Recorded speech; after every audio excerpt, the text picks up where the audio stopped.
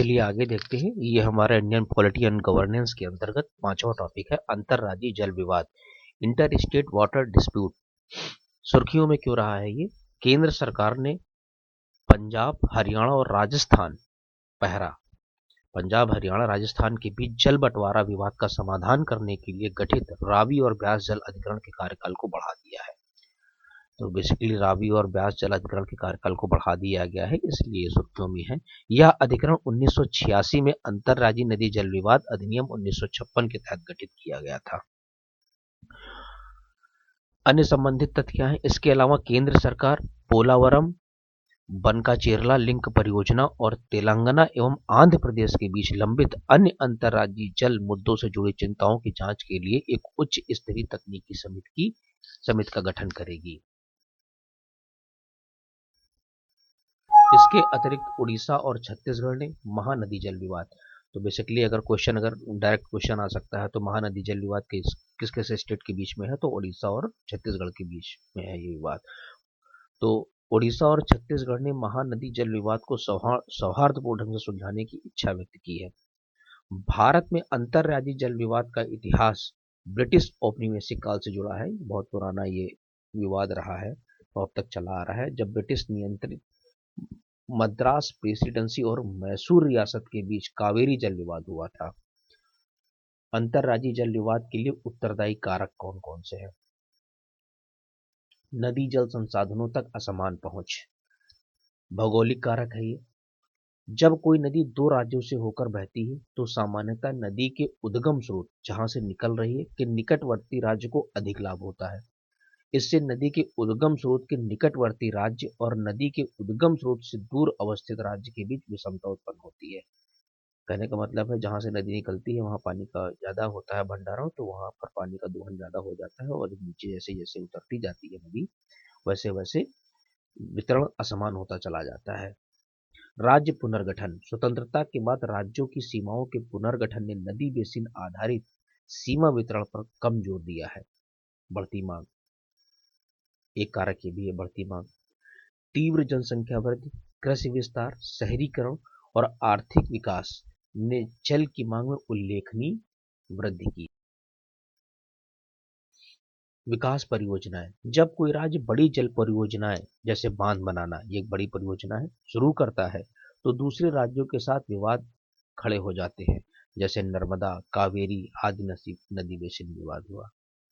जल प्रशासन की बिखरी हुई व्यवस्था, केंद्र सरकार अंतर्राज्यीय जल विवादों के प्रबंधन के लिए कोई ठोस ढांचा नहीं है। राज्य सरकार जल प्रबंधन को लेकर अलग अलग और संकीर्ण सोच है। अवैज्ञानिक दृष्टिकोण क्या है?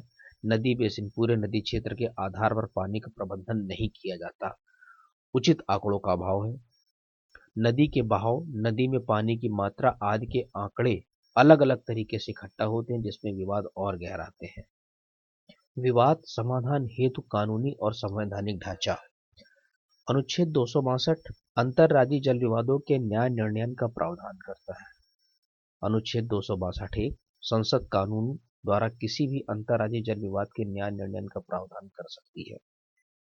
अनुच्छेद 262 संसद यह भी प्रावधान कर सकती है कि न तो सुप्रीम कोर्ट और न ही कोई अन्य न्यायालय ऐसे किसी विषय संबंध में अधिकार क्षेत्र का प्रयोग कर सकता है। संविधान के अनुच्छेद 262 के तहत अपनी शक्ति का प्रयोग करते हुए संसद ने निम्नलिखित 2 कानून बनाए हैं।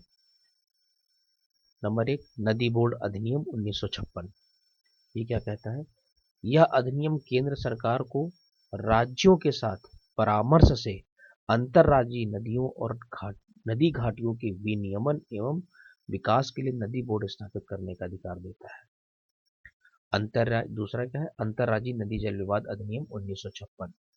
राज्य द्वारा अनुरोध किए जाने पर केंद्र सरकार अंतर्राज्यीय नदी जल विवाद के न्याय निर्णय के लिए एक अधिकरण स्थापित कर सकती है। 7वीं सूची, संघ सूची की प्रविष्टि 56, केंद्र सरकार अंतर्राज्यीय नदियों और नदी घाटियों का विनियमन एवं विकास कर सकती है। राज्य सूची की प्रविष्टि 17, राज्य जल अर्थात जल आपूर्ति, सिंचाई और नहरें सिंचाई और नहरें, जल निकासी एवं तटबंधों, जल भंडारण और जल शक्ति विषयों पर कानून बना सकते हैं। हालांकि ये विषय सूची की प्रविष्टि 56 के प्रावधानों के अधीन है। ISWD के समाधान में चुनौतियां क्या है? अंतर्राज्यीय जो जल विवाद है उसके समाधान में चुनौतियां क्या है? विलंब, अत्यधिक देरी एक प्रमुख मुद्दा है जो निम्नलिखित 3 मुख्य क्षेत्रों में होती है। अधिकरणों का गठन, अधिकरण के निर्णय की अवधि, निर्णय की अधिसूचना और प्रवर्तन। अधिकरण का गठन क्या है? उदाहरण के लिए दशकों से लंबित अनुरोधों के बाद कावेरी अधिकरण का गठन 1990 में किया गया था। अधिकरण की निर्णय की अवधि, उदाहरण के लिए नर्मदा 9 वर्ष, कृष्णा 4 वर्ष और गोदावरी 10 वर्ष आदि। निर्णय की अधिसूचना और प्रवर्तन, अधिकरणों का आदेश सरकारी गजट में देर से प्रकाशित होता है। उदाहरण, कृष्णा विवाद में 3 साल लग गए, गोदावरी विवाद में 1 साल की देरी हुई। इससे फैसलों को लागू करने पर भी अनिश्चितता बनी रहती है। ISRWD अधिनियम 1956 निर्दिष्ट करता है कि किसी अधिकरण निर्णय एक बार आधिकारिक राजपत्र में प्रकाशित होने के बाद सुप्रीम कोर्ट के आदेश या डिक्री के समान ही प्रभाव होगा। राजनीतिकरण, जल विवादों को अक्सर वैज्ञानिक दृष्टिकोण नहीं होता बल्कि राजनीतिक दृष्टिकोण से निपटाया जाता है, जिसमें पर्यावरणीय, सामाजिक एवं सांस्कृतिक पहलुओं की अनदेखी की जाती है। हितधारकों की भागीदारी का अभाव, पारंपरिक दृष्टिकोण अक्सर राज्य सरकारों, स्थानीय समुदायों, देशज आबादी और अन्य हितधारकों के हितों एवं चिंताओं की अनदेखी करते हैं। सुप्रीम कोर्ट का हस्तक्षेप, राज्यों द्वारा मुद्दों को सुप्रीम कोर्ट में ले जाने से अधिकरणों का निर्णय व्यवहारिक रूप से अप्रभावी हो जाता है। हालांकि सुप्रीम कोर्ट मूल विवाद का निर्णय नहीं कर सकता, वह अधिकरण के निर्णयों की व्याख्या कर सकता है और यदि आवश्यक हो तो पक्षों को आगे स्पष्टीकरण अधिकरण के पास वापस भेज सकता है। उदाहरण के लिए कावेरी जल विवाद अधिकरण ने 2007 में अपनी रिपोर्ट और निर्णय प्रस्तुत कर दिए थे।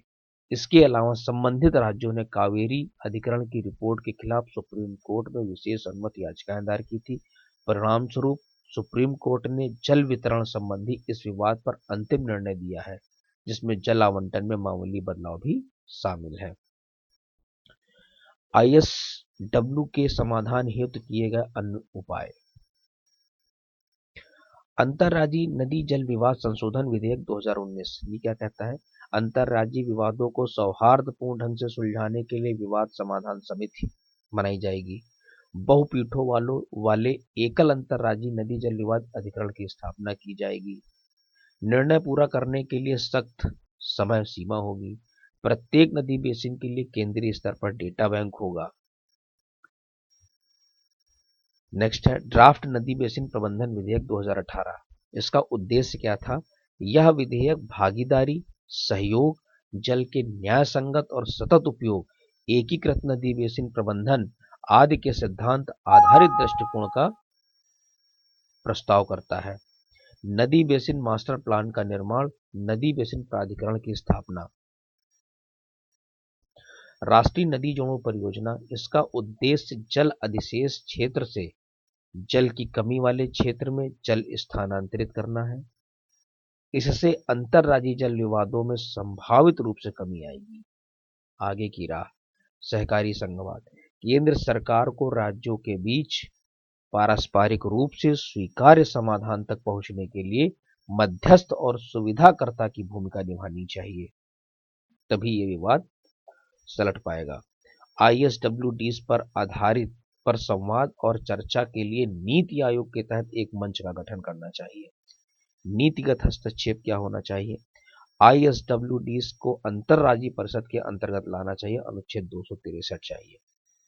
अनुच्छेद 263 अधिकरणों के कामकाज को और अधिक प्रभावी बनाने के लिए अंतर्राज्यीय नदी जल विवाद अधिनियम 1956 में संशोधन करना चाहिए।